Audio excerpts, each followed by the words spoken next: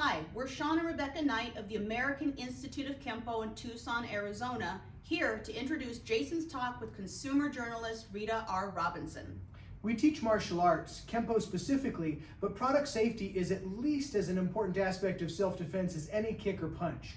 Today, Rita walks us through the ways various products hurt the youngest children and what we can do to protect them from those injuries and death.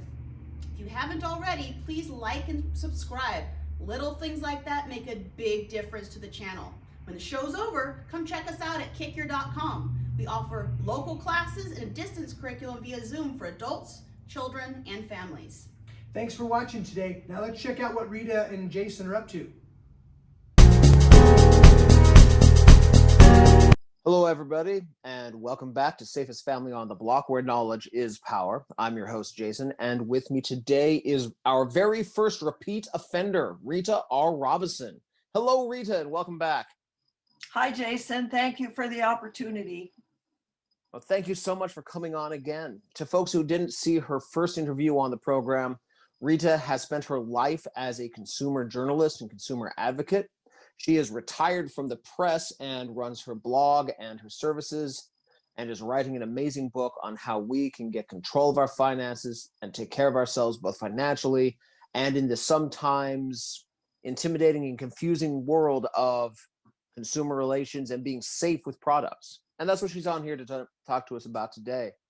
Last time we really talked about the biggest risks for children in general in terms of product safety. And today she's coming on to talk about specifically infants, baby-proofing, how to keep our kids safe. Because a lot of us, when we have that baby, we don't realize just how little we know what we're doing until we're sitting there with this tiny little life who we're responsible for, wandering through the house going, man, who let this house be this dangerous? And so, Rita, what's the first thing we should know about infant safety and product safety? Well, the first thing that we should know is that there are a lot of injuries and some deaths related to consumer products. The Consumer Product Safety Commission reports there are 30 million visits to ER emergency rooms for children under age 5. 60,000 of those are related to nursery products. So my advice for parents is get a nursery safety checklist. You can get a good one from Kids in Danger. That's an advocacy group. Their acronym is KID. So another suggestion is don't buy any new products. Manufacturers and companies can put anything they want on the market, and just because it's on the market doesn't mean it's safe. And we'll be talking about bumpers and cribs and incline sleepers. And the third thing is check on recalls. If you're having a second child, your crib may look great, but it may have been recalled. And we'll put you provided us with the links for where to check recalls in your last interview, and we'll go ahead and put those again in the show notes. It's a real quick area where you can go to the website, put in your product name, and find out immediately whether there's been a recall for safety reasons. Right. So let's start with cribs. The good news on cribs is that there now are mandatory standards. The slats in the crib need to be 2 3/8 inches apart. That's about the size of a soda can. So again, if you already have a crib, you can check that out and see if the slats are properly placed. Don't buy a secondhand crib. Just don't do it. One woman did it, to be environmental, and she sort of liked the look of the older crib, and her child died. So don't buy a secondhand crib. Don't buy one that has a drop down side. Those have been banned now because they're so dangerous, and you can see, putting the side up and down and up and down, it's got an extra mechanism there. So if you see a crib with a drop side, stay away. Now, you say not to get a secondhand crib. Now, if it has been manufactured since the standards went in 2011, is that reasonable, or should we still go ahead and get something new? After you check for recalls, Okay. because lots of cribs Excellent. have been recalled, and the Mhm. slats may be good, but there may be some problem with whatever Mhm. holds the mattress up. Mhm. And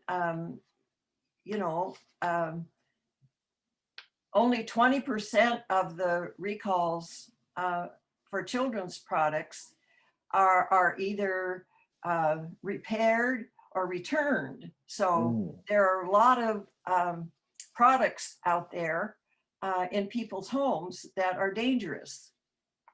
It's good to know. Now, that specific width between the slats, I'm guessing that that's where baby can put a hand through and back without getting stuck and injured, but baby can't get the head through.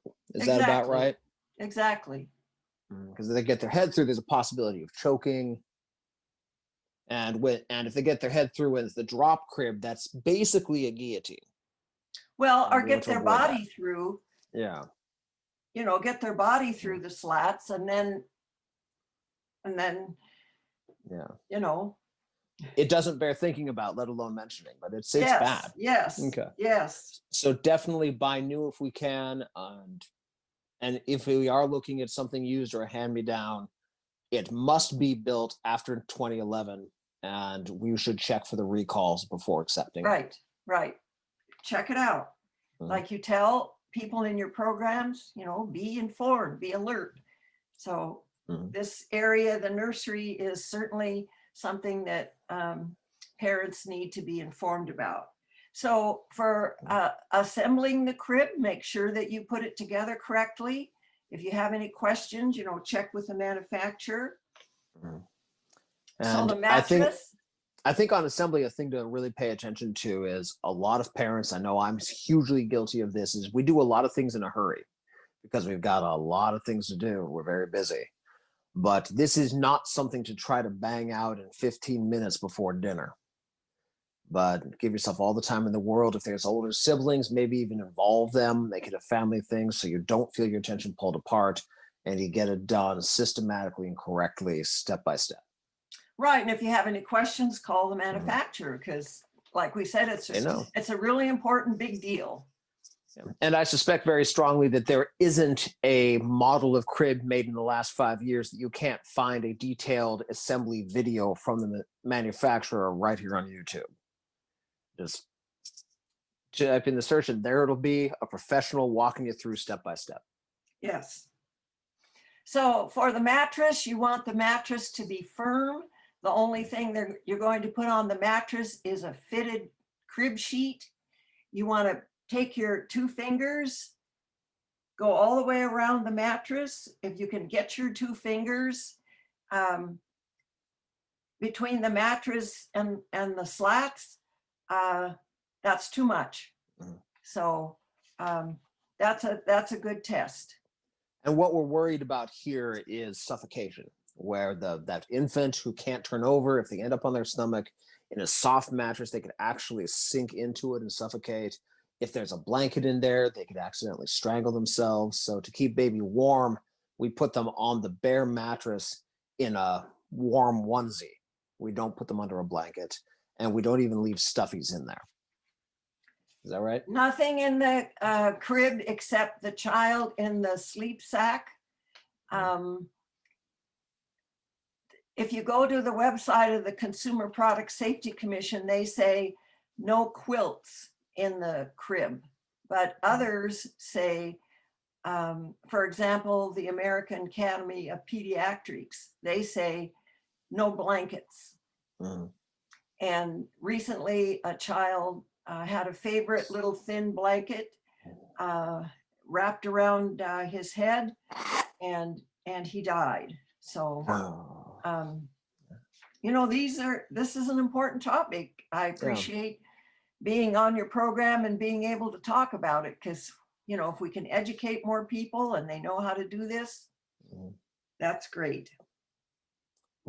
When I was in 5th grade, one of my classmates actually died, strangling on his blanket in his sleep. It was In what grade? 5th grade.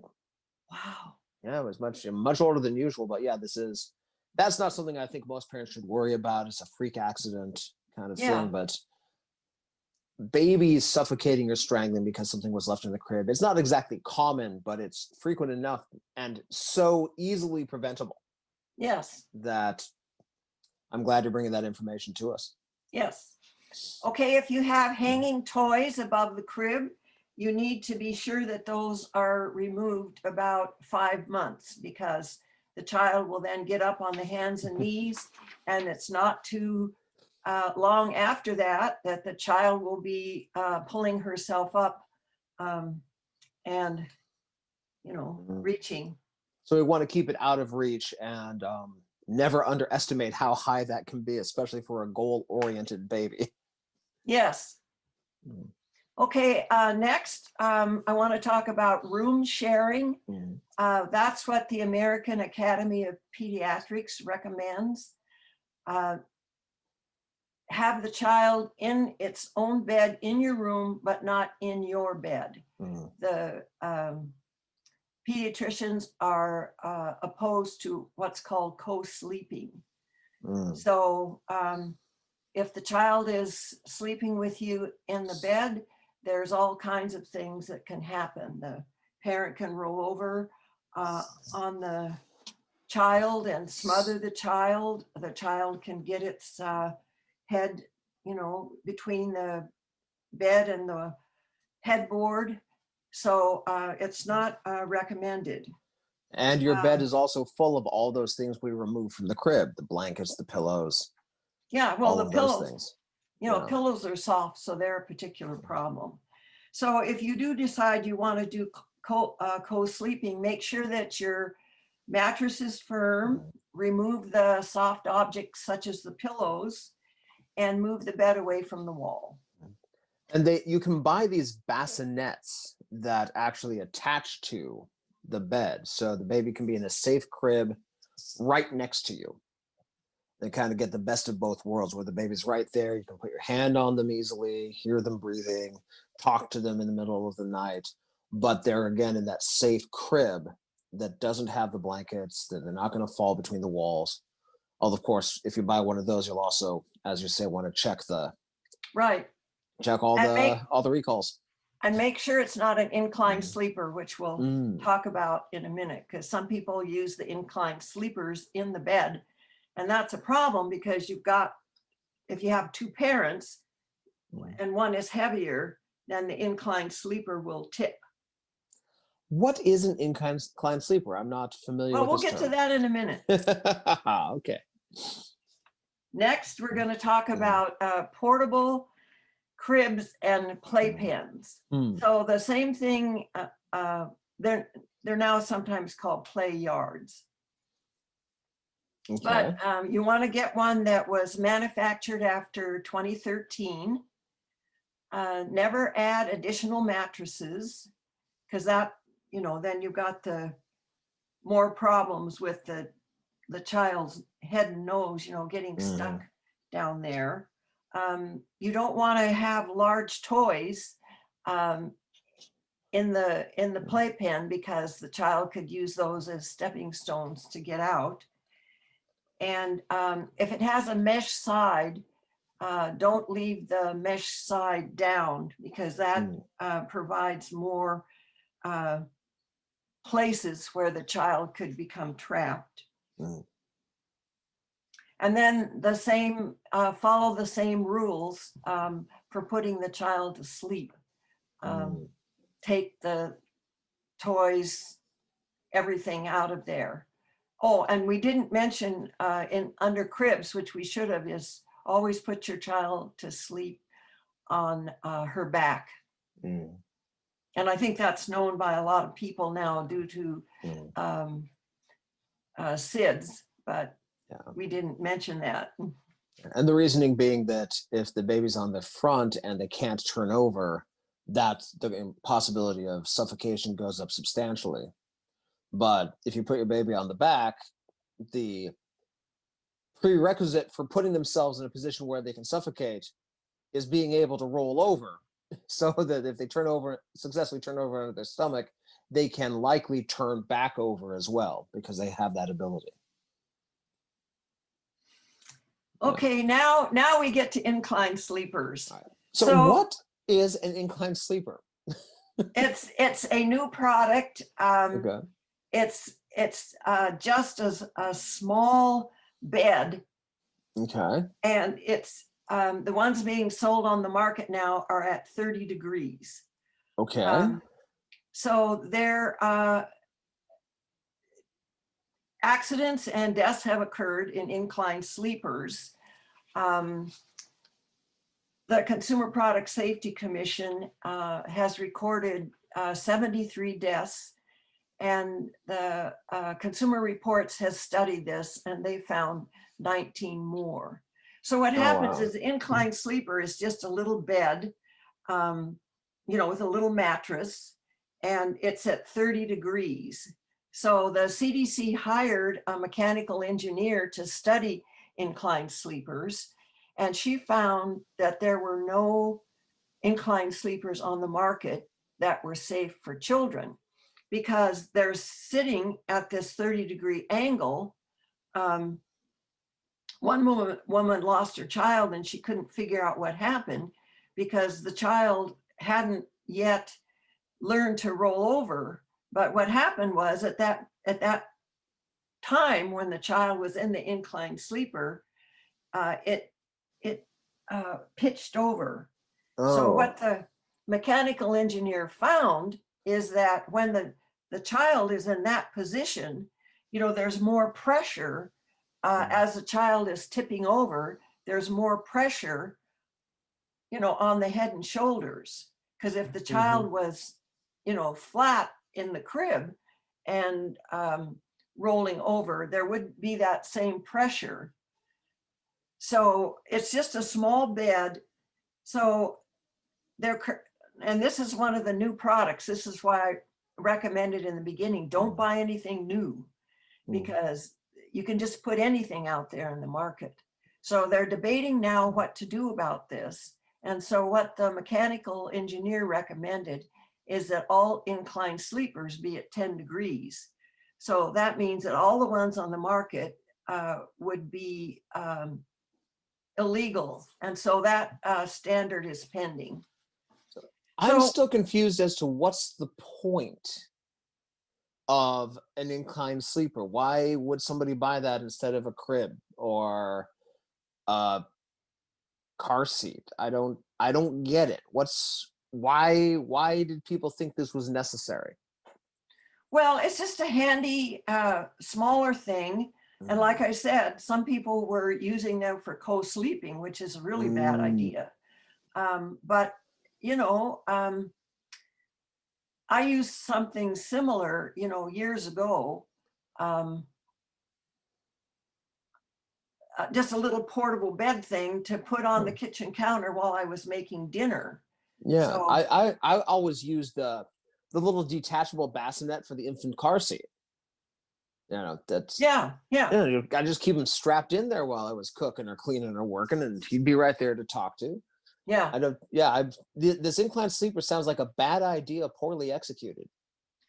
Yes, millions have been recalled, but there are still some companies selling them. And the latest recalls have been when the inclined sleeper was sold in a set of things. For example, you bought a bassinet and a changing table and an inclined sleeper. So the latest recalls have been on and they say just the inclined sleeper part, not these other things. So anyway, do not buy an inclined sleeper.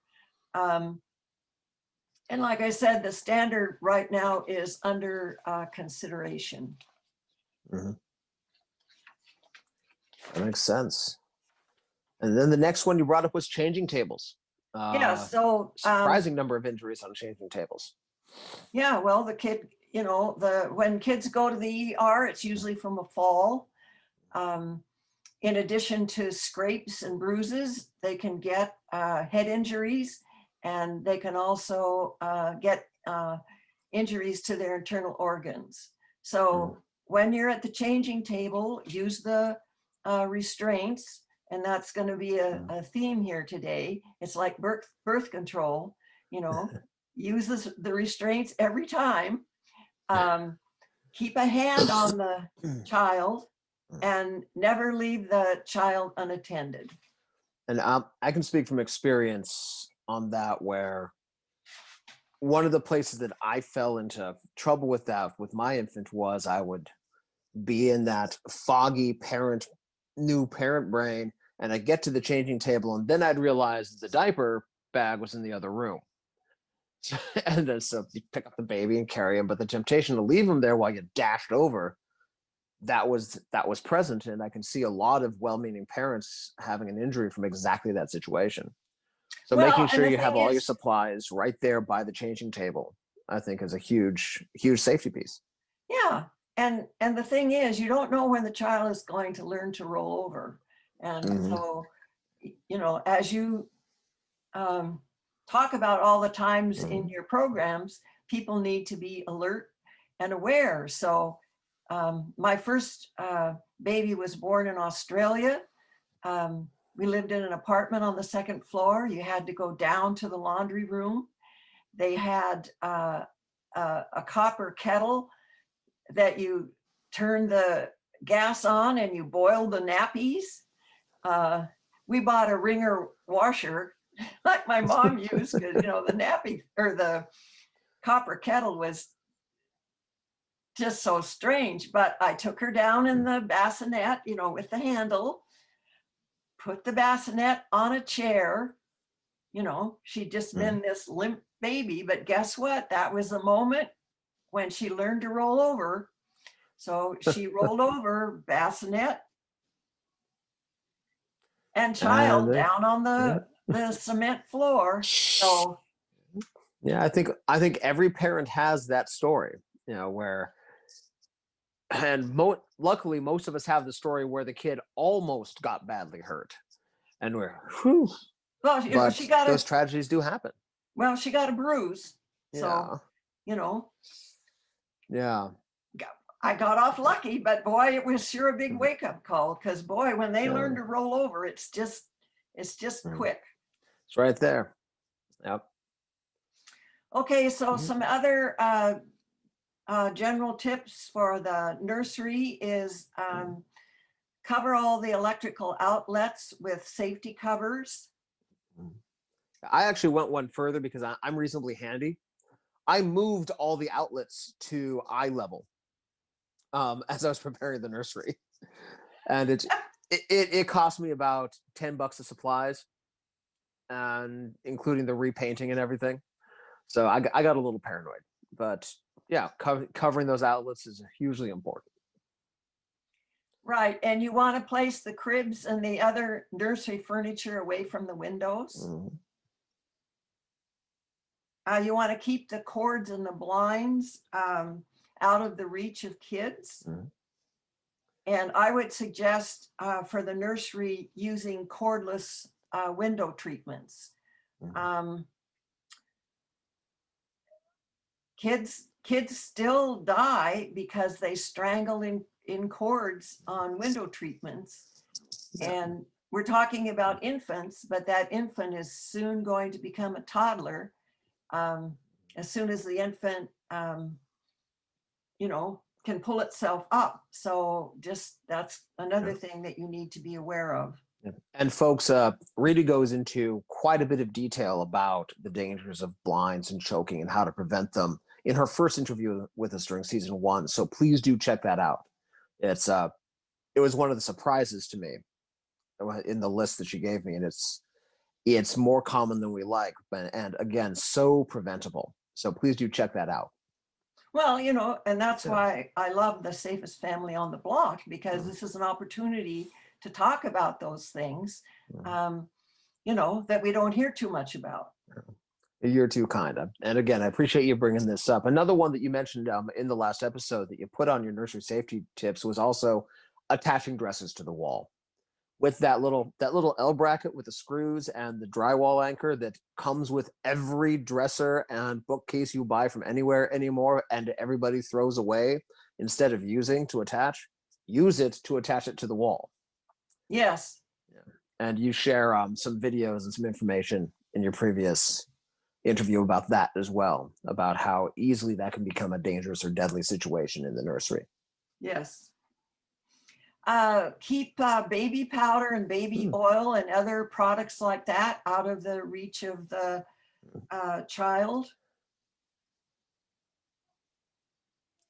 So before we move on to products not in the nursery, here are the general recommendations. We've already talked about recalls.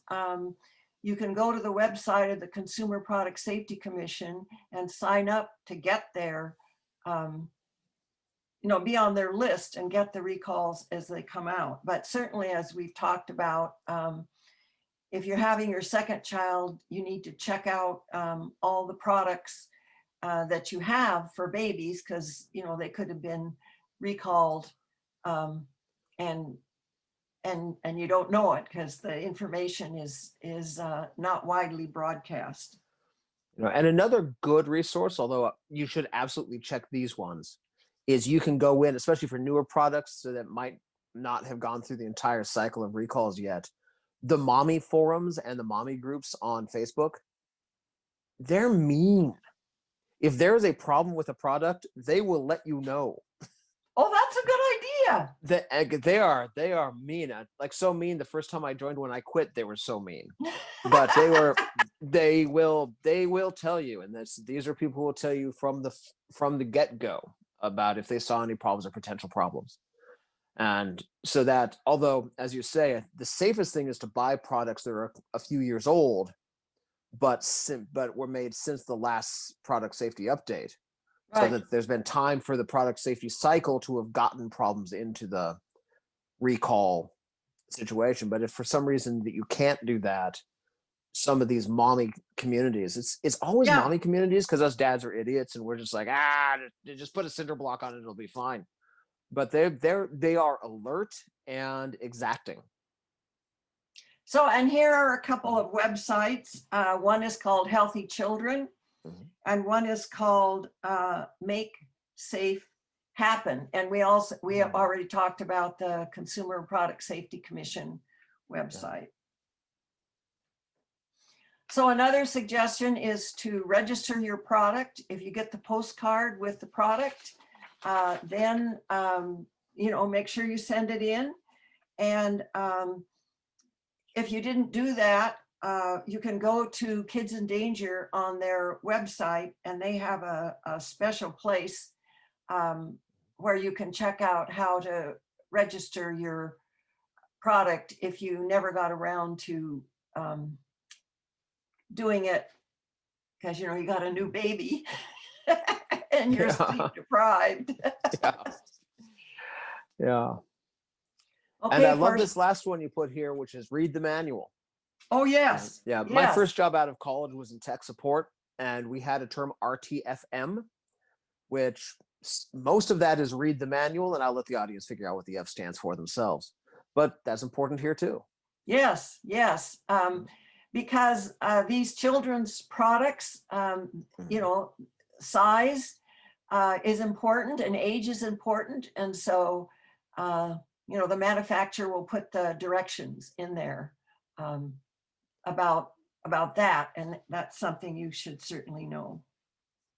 Excellent. Okay, and so next, strollers, again, one size does not fit all. So, when you're when you're buying, look at that. And then as your child grows, then take that into consideration as well. And again, buckle the child up every time. Another safety item is don't put your purse or your jacket, on the handles, because then that screws up the balance and you could tip it over. And one thing about strollers that I've noticed is sometime in the late 90s, engineers started building strollers. And there's a lot of really great strollers now. And some of them are almost like Swiss Army knives. They collapse, they fold down, they've got a cup holder here and a radio there.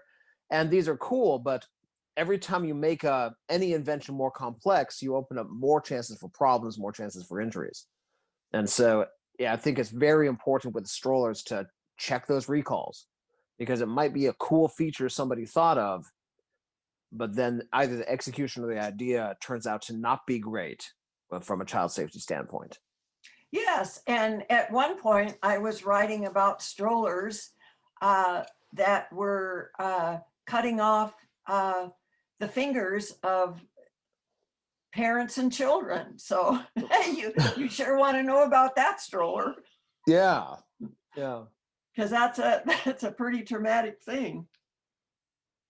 Another stroller item is to lock the wheels when you park it, because that'll prevent accidents. Today's episode is brought to you by Kurobia Martial Arts Supply. If you're a serious martial artist and you're tired of paying premium prices for high-end Japanese gear, Kurobia has your back. Kurobia was founded by a black belt expat for black belts worldwide. They carry a full range of gis from Hirota, Tokaido, and Tokyo-Do International, as well as bags and books and other training supplies. They made my third Dan black belt back in 2002, the one I still wear to this day, and they've only gotten better since then. Use coupon code SAFEFAM to get 10% off your first order at Kurobia.com. They're a good company run by good people that offers good products at good value. Please do check them out. That's Kurobia.com, Kuroobiya.com. Tell them Safest Family on the Block sent you.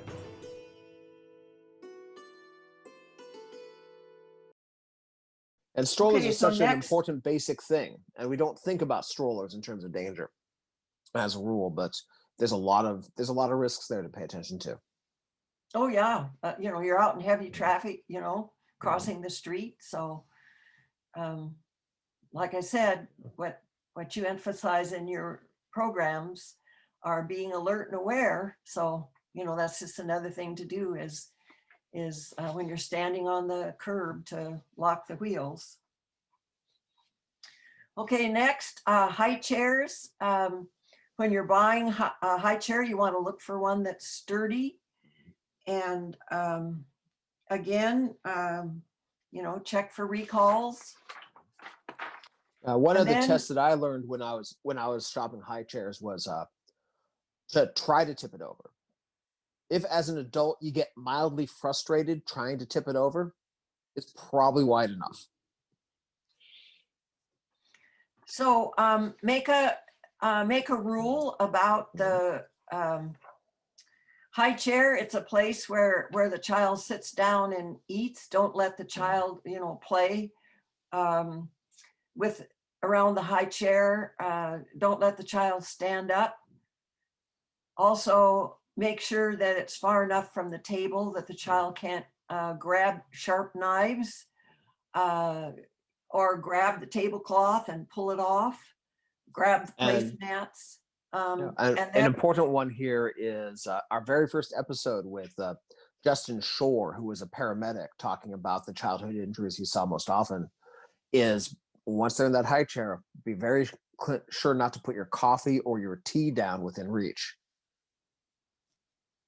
It says that's Exactly. the most common burn he sees. Exactly.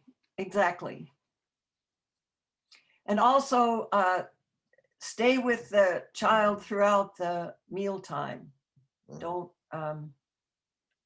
don't go off and do something else because an accident could happen. Including not just falling out of the high chair, but choking as well. Yes. Okay, next, slings.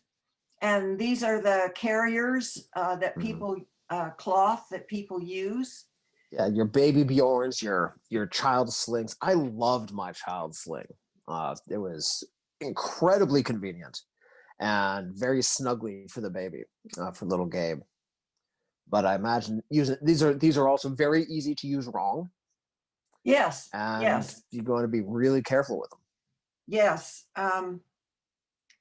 So in 2018, there were mandatory standards passed for slings because there had been child deaths. Over the last 20 years, there were about 14 deaths. So you need to use them correctly. Part of the mandatory standard is now they have to be labeled, warning about the dangers, and they have to have instructions showing how they should be used. So if you go to a gift shop somewhere while you're on vacation and you see a sling and it doesn't have the warning label and the instructions, don't buy it, because someone might have just made it, and you need to have the education before you use it, to use it properly. And so what you need to do is make sure that the infant's face isn't covered and it's visible at all times, and check frequently to make sure that nothing is blocking the nose and mouth. And for example, the child's nose and mouth aren't against the parent or against the fabric. Yeah, those are the three injury causes of injury and death with these are the child climbing out, the whole just not attaching it right so it falls off your body with the child in it, and then, as you were just mentioning, the suffocation against your chest or your clothes. And I think at a larger, more meta level, the danger comes from if you're carrying a baby in your hand, you're paying attention to the baby because it's there in your hand and it's occupying your hand. But when you put it wrapped up against you, you can sometimes not pay as close attention. Right. And so if we are using them, it is convenient. It allows us to use both of our hands, and it does feel very warm and cozy and nice. But we also have to stay vigilant when we're using these, both to the baby's position and how does it feel on your body? Does it feel like the knot's coming loose? Is there more give than there was 5 minutes ago? And all those little warning signs that you can catch before something bad happens. Yes, just another thing to be aware of. So they also have carriers that that you put on your back, and I used this kind when my kids were little. And so the recommendation is not to use this type of carrier until the child is 1 year old. Okay. And again, avoid a secondhand one because it may have been recalled and the straps may have been worn. So it might be a danger there. And again, check what the manufacturer says in terms of the size and weight, and also the position of the child. Yeah. Another thing to pay attention to with those backpacks is when my family was in Malaysia, my youngest was 4 years old, and there was a swimming pool there in the apartment complex that we were staying at. And he would sometimes throw a huge tantrum when it was time to leave the swimming pool because he loved the pool. And I put him up on my shoulders, wasn't even using a backpack, but the same kind of thing. And the front door to our apartment was like 8 feet high. But the doorway into the kitchen, which was where the laundry room was through the kitchen, so that was the next step, it was less than the height of my shoulders plus the height of his upper body.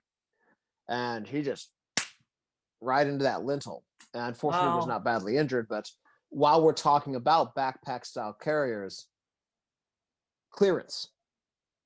Always remember that your clearance is not what your body is used to being. It's going to be another 6 inches to a foot above that. Okay, next, toys. And we had a entire session before Christmas on toy safety. Yes, we did. And that's right there on the Facebook channel for anybody who missed it. Yes. And so just a couple things that I want to mention here are read what the toy says in relation to age and follow that. It doesn't have anything to do with how smart your child is. It's related to the small pieces, and the toys will be listed not suitable for children under 3. And so you need to follow that because it's about the small pieces and choking. And anybody who says the baby won't put it in their mouth has never been a parent. Just assume that it will get anything, whatever it is, it will go in the baby's mouth at some point. This is just going to happen. Yes. So look for stuffed toys that are well made so that the stuffing doesn't come out. And for plastic toys, look for ones that are sturdy. If you buy flimsy plastic toys, they can break apart, and then you've got those little pieces that are the choking hazard. And sometimes sharp objects when the plastic breaks. Oh, and also look in the stuffed toys, make sure they're washable and remove any strings or ribbons. And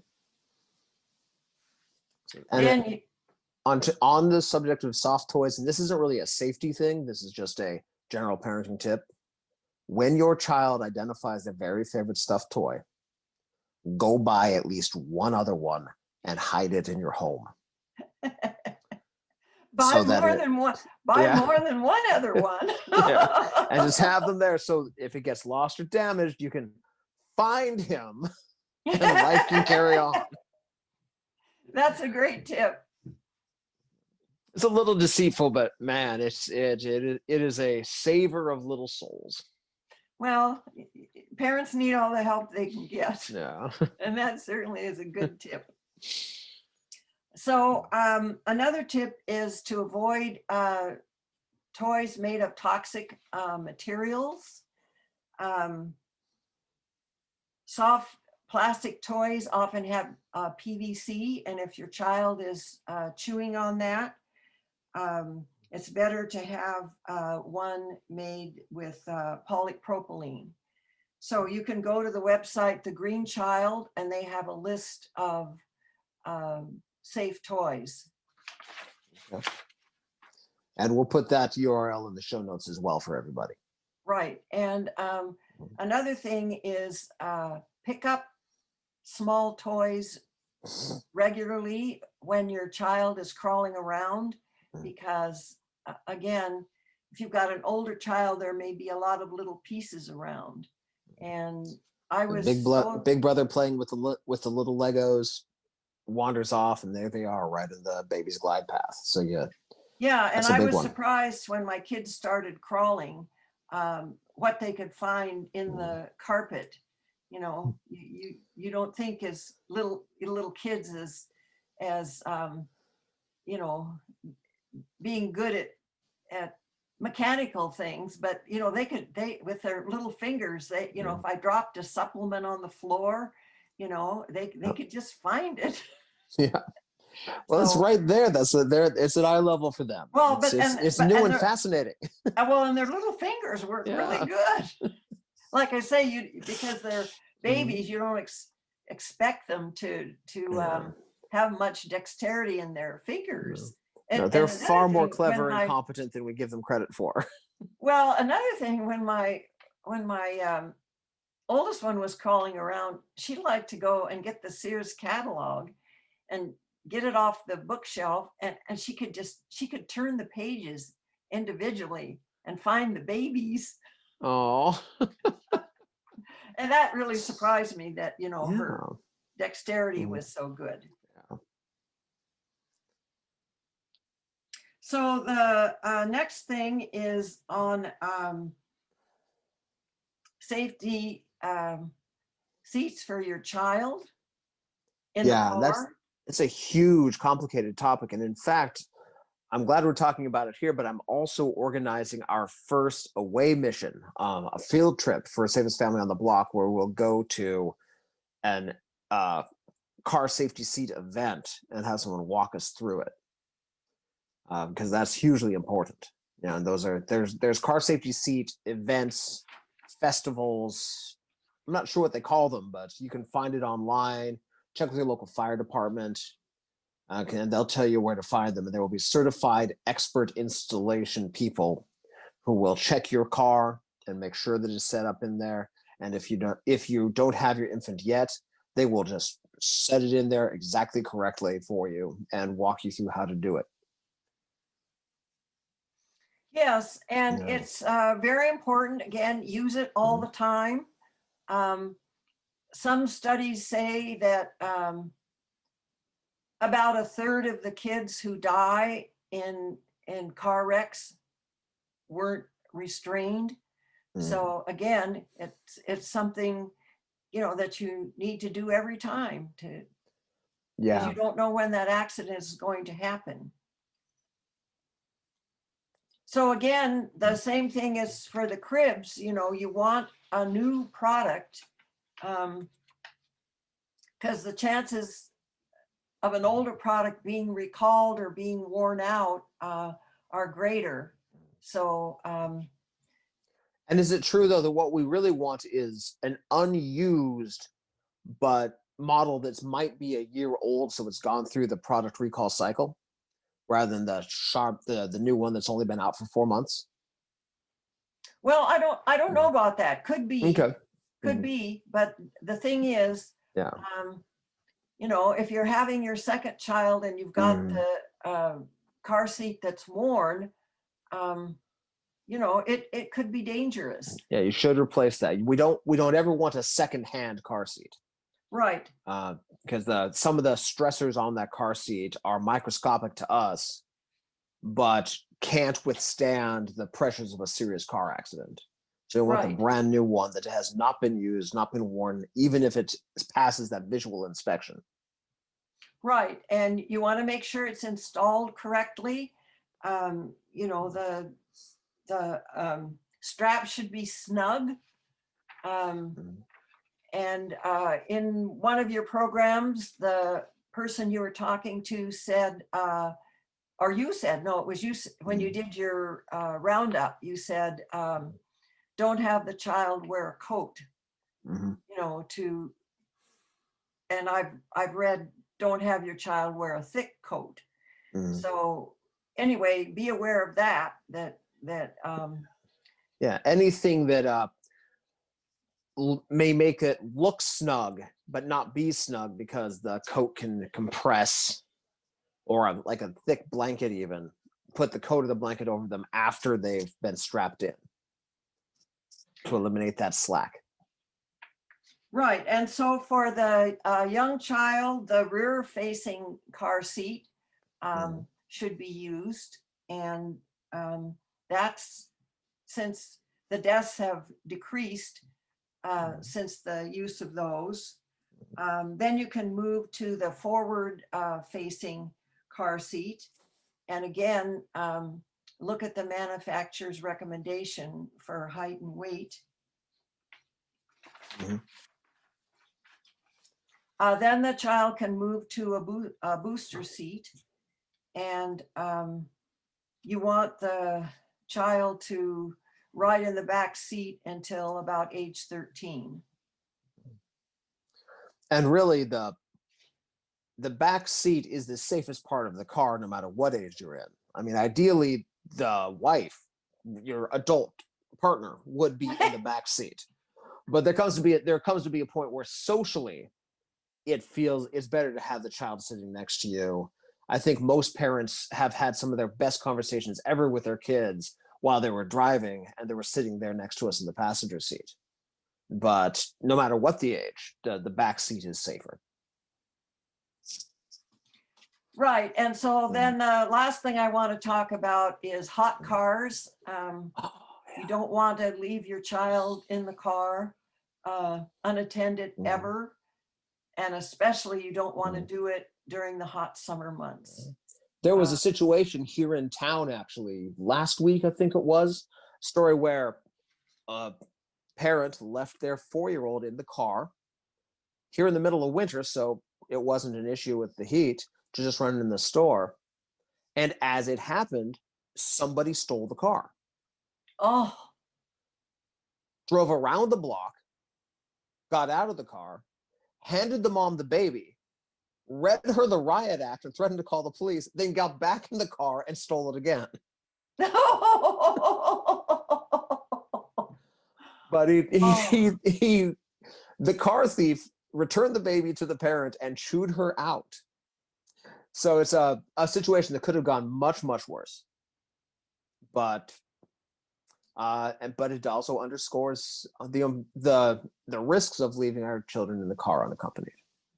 Right, and about 50 children die a year being left in hot cars.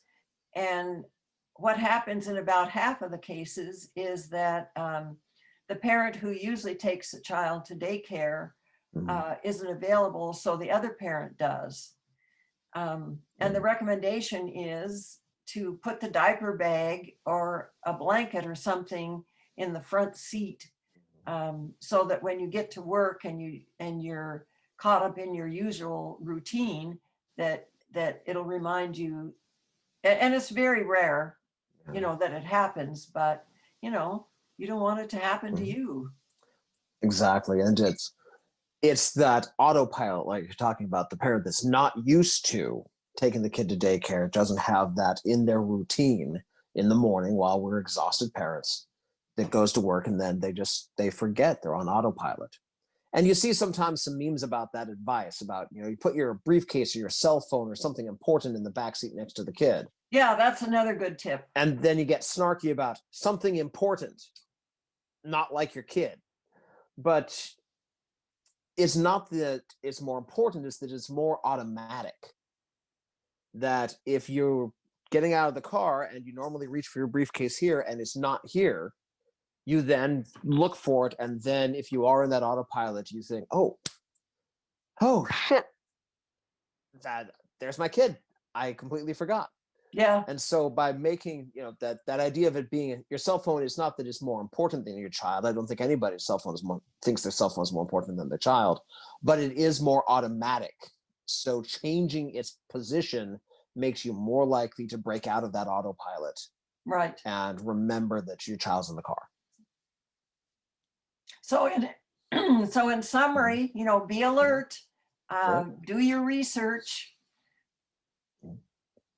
look for recalls, follow the manufacturer's directions in all these products, because one of the biggest things that happens to kids is falls, out of the stroller, out of the high chair, off of the changing table. And in addition to cuts and bruises, they can get a head injury or an injury to internal organs. Yeah. And just paying attention, being mindful with our kids, resigning ourselves to, especially with an infant, we're not going to be efficient for the next 2 years of our lives. So just resign ourselves to not being in a hurry and moving through everything with a little more attention and a little more slowly than maybe we want to, and just enjoying those moments with this little one. They're going to be gone before we know it anyway. Right, and don't buy new products. Yes. Yeah. Because we think because it's sold in the store it's safe, and that's not true. And use that safety, that nursery checklist, because the industry, they should be very interested in selling the safest possible products, but the industry, they fight these standards. And groups, Kids in Danger and Consumer Reports, these groups work to get those standards put in place so our kids will be safer. Yeah. One of the better ideas I've encountered about that kind of thing is buying things at that year-end clearance sale. The item that's been in the store for a year, it's gone through the product recall cycle. If it's still in the shop, it has probably passed the recall, or it has probably gone a year without a recall. And because you're buying it at the year-end clearance sale, you get it at half off. So if that works for the timing of your newly arriving baby, that can sometimes help a lot. Yeah, well, could be. Yep. We just don't know because, Yeah. you know, these recalls, Mhm. I don't know if you saw my article that I wrote about the fire extinguishers that were recalled, but the company didn't want to, you know, it didn't want to do the recall, so it didn't announce it to the Consumer Product Safety Commission in a timely manner. And Oh, then for when they crying. wanted to do the recall, then the company, you know, drug its feet. So you just never know. No. And man, a About these. fire extinguisher is not something I want failing. Right. So anyway, it's up to the consumer to be alert and aware about these things. Do research. You know, make sure you've got the product that's for the right age and size of your child, because you know, the industry doesn't always put safety first. So The incentives aren't there. yeah, and you know, the Consumer Product Safety Commission, some of its work has been slowed down due to the previous administration and due to the pandemic. So, you know, the government regulators are kind of behind. And of course, you know, they're often understaffed. So like you teach in your programs, be alert and aware. I'm reminded, to paraphrase an old minivan commercial, about for your baby, you would fist fight a grizzly bear. You would build a new nursery from scratch. You could check a website. Yes. Well, thank you so much, Rita, for coming on and sharing your knowledge. It's always a treat to have you on the show. And stay tuned. In a season, maybe 2 seasons, we'll have you on to talk about that next stage of growth and all the ways we can keep our kids from getting themselves in trouble with the things that are supposed to be useful and fun. Thank you so much. Well, thank you, Jason. I love Safest Family on the Block. You feature things that I've written about for years that don't get much attention. So I love the Safest Family on the Block. And for deeper dives, do check out Rita's website and her Facebook page. We'll make sure the links are there in the show notes below, where you can get even more information about all these things and lots of helpful links to even further your knowledge on any of these things that really struck a chord. So thank you again, Rita. Thank you, everybody, for watching today. Stay safe, and we'll see you next time. Thanks, Jason. Thank you for watching today. I hope you found something useful or maybe even inspiring. If you liked what you saw, please take a few minutes to subscribe, like, and comment. Those little things add up to big help for the channel. If you loved it, consider checking out our Facebook page for more family safety news and information. And think about supporting us on Patreon, where you'll get early access, monthly training resources, blooper footage, and other exclusive benefits. You'll find links to both in the show notes. Most of all, thank you for being part of the Safest Family on the Block team. Stay safe, everybody. See you next time.